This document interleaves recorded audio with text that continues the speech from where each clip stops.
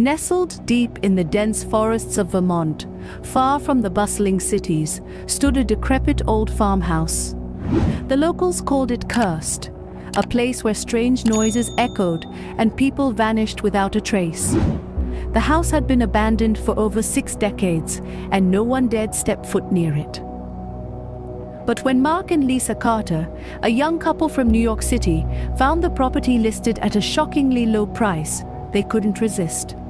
They were desperate for a peaceful weekend getaway, far from the stress of city life. What they didn't know was that they were walking into a living nightmare, one from which they might never escape. After a long 6-hour drive, Mark and Lisa arrived at the property. The farmhouse was surrounded by gnarled, towering trees that seemed to stretch endlessly into the sky. The wooden porch creaked beneath their feet as they stepped out of the car. The once white paint was now cracked and peeling, exposing the rotting wood underneath. Lisa shivered slightly, despite the mild summer breeze. She glanced toward the upstairs window and could have sworn she saw a fleeting shadow. "Just my imagination," she muttered, shaking it off.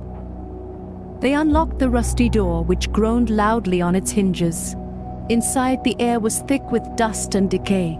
Cobwebs clung to the corners, and the faint scent of mildew lingered. But despite the eerie setting, the couple was excited.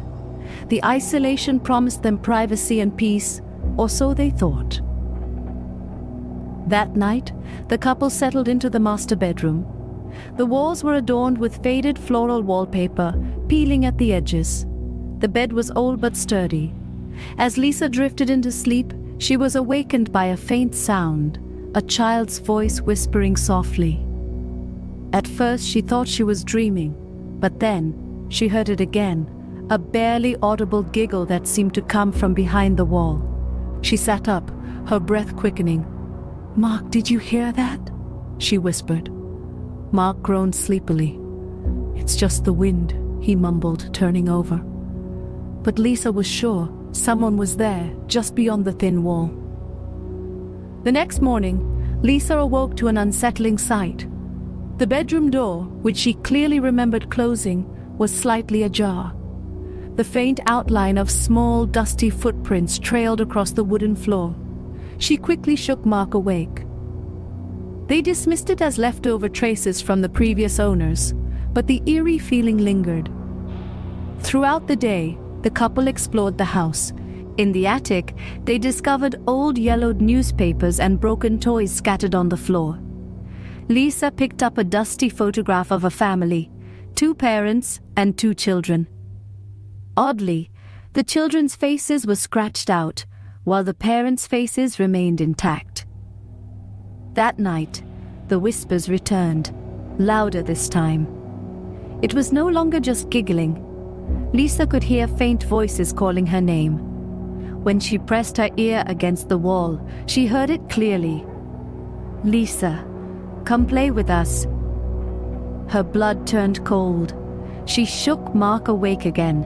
This time he heard it too, the unmistakable sound of children laughing and tiny feet pattering just behind the wall. Grabbing a flashlight, Mark began inspecting the bedroom walls. He knocked along the wooden panels, his heart pounding. Suddenly, he struck something hollow. Without a word, he began tearing at the wallpaper, revealing rotting wood beneath. When he pulled away the boards, he discovered a hidden crawl space. Inside the crawl space, they found a small makeshift room. Old toys, tiny shoes, and children's drawings littered the floor. On the far wall were scratch marks, hundreds of them, etched by tiny hands. Lisa picked up a dusty book, flipping through its yellowed pages. It was a diary. The handwriting belonged to Margaret Henderson, the previous owner of the house. The entries grew darker with each page. "The children won't stop crying. The voices keep calling them. They want to play with them. They want to take them. I can't protect them anymore. They're in the walls now." The final entry simply read, "Forgive me, I had no choice." As the couple stared at the disturbing diary, they suddenly heard footsteps echoing through the hallway. Mark rushed to the door, but it slammed shut on its own. The whispers grew louder, filling the house. The walls seemed to pulse, as if breathing. Then they saw them. Two ghostly children, pale and expressionless, standing in the doorway. Their hollow eyes stared blankly. Their lips moved, but no sound came out. Suddenly, the walls began to bleed. Dark, thick liquid seeped through the cracks, covering the floor. Lisa screamed as one of the ghostly children reached out toward her, its fingers icy cold against her skin. Terrified, the couple ran for the door, but no matter how hard they pulled, it wouldn't budge. The windows were nailed shut. The ghostly children stood blocking their path, their faces twisted into grotesque smiles. Lisa grabbed a fireplace poker and smashed the window. But as she tried to climb through, invisible hands grabbed her legs, dragging her back inside. Desperate, Mark turned back to the crawl space. He ripped at the walls, revealing skeletal remains. The lost children, their tiny hands still clutching their broken toys. The whispers grew deafening, now shrieking. In a final act of terror, the couple's screams echoed through the house, then fell silent. The next morning, the farmhouse stood empty once again. The windows were clean.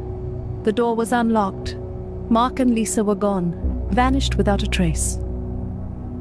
Weeks later, a new family drove past the property.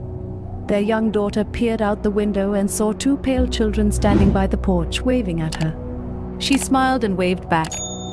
The farmhouse, now still and silent, was once again waiting for its next victims. If you enjoyed this story, don't forget to like, share, and subscribe.